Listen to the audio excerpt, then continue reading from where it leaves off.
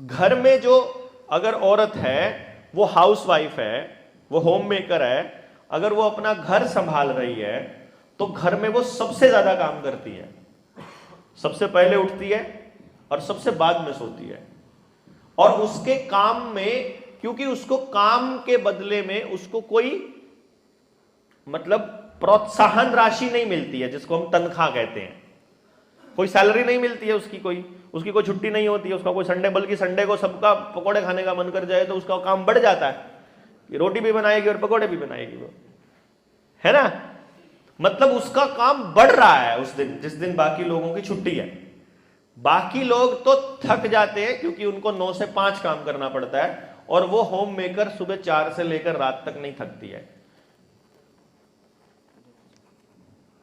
मुझे क्या पता अभी कितना टाइम बचा है, 20 मिनट। हाँ, समझे। तो अब वो समाज में, अब टीवी में, अखबार में फिर कुछ एडवर्टीजमेंट्स आएंगी, कुछ अखबारों में कटिंग्स आएंगी जिसमें उन महिलाओं के ऊपर चर्चा होगी जिन महिलाओं ने अपने घर की दीवारों की बंदिशों को, अपने समाज के उन रीति रिवाजों को तोड़ करके और बिजनेस करना चाहा, और वो बिजनेस में कामयाब हुई। वो ये तो छाप देते हैं कि इतनी औरतें बिजनेस में कामयाब हुई, वो कितनी औरतों ने उस बिजनेस में कामयाब होने के लिए अपना शोषण करवाया था वो कोई नहीं छापता। कितनी महिलाएं नौकरी करने लगी वो ये तो बता देंगे, लेकिन उससे कितनी महिलाओं ने नौकरी पे जाते हुए कितनी प्रताड़ना सही है और पूरे फैमिली में क्या माहौल बना है उसको कभी नहीं छापेंगे वो।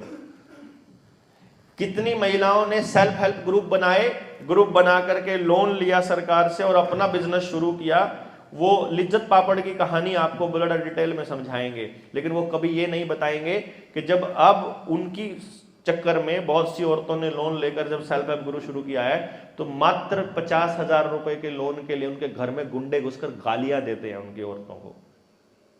अभी वो सरकार ने चालू किया है नया, औरतों को भी लोन देना शुरू कर दिया है, घर की औरतों को भी, और फेमिनिज्म के नाम पर औरतों को घरों से निकालने का पूरा गेम चलाया इन्होंने कि उनका फैमिली कल्चर टूटे, आपका फैमिली कल्चर टूटे।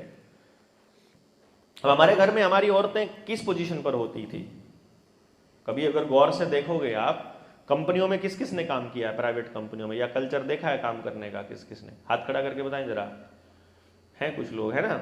अब मैं आपको कंपनी के काम करने का कल्चर बताता हूं आपको क्या है।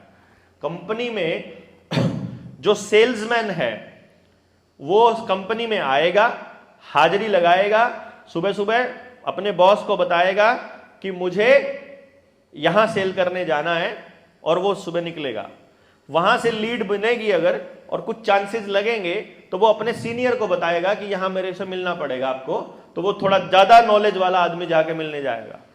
फिर उसके बाद बाकी उससे बड़ा होगा तो वो फिर कभी इमरजेंसी में वो जाएगा, बड़े क्लाइंट के पास थोड़ा बड़ा बॉस जाएगा, और जो सबसे बड़ा बॉस होगा घर के अंदर वो बताएगा किसने क्या करना है, और सारे लोग पैसा इकट्ठा करके उस सबसे बड़े बॉस के पास इकट्ठा करेंगे पूरी सेल को। ऐसा ही होगा ना, यही होता है ना कंपनी का कल्चर।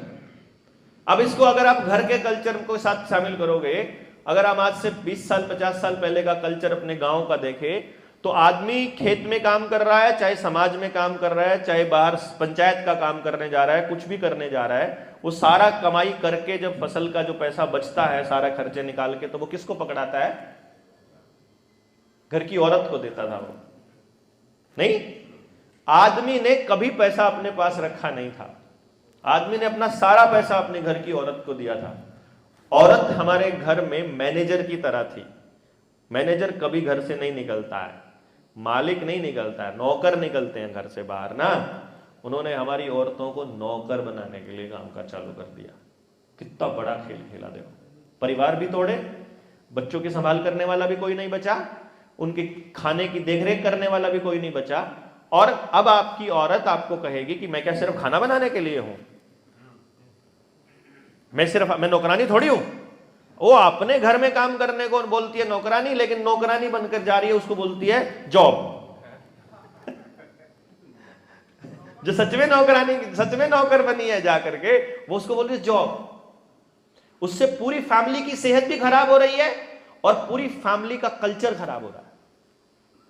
और बच्चे अब पीछे से क्या देख रहे हैं मोबाइल में, पीछे से क्या कर रहे हैं, पड़ोसियों के साथ कहाँ जा रहे हैं, क्या कर रहे हैं, किसी को कुछ नहीं पड़ा है, क्योंकि अब बच्चों को संभालने के लिए शहरों में आया आ गई है।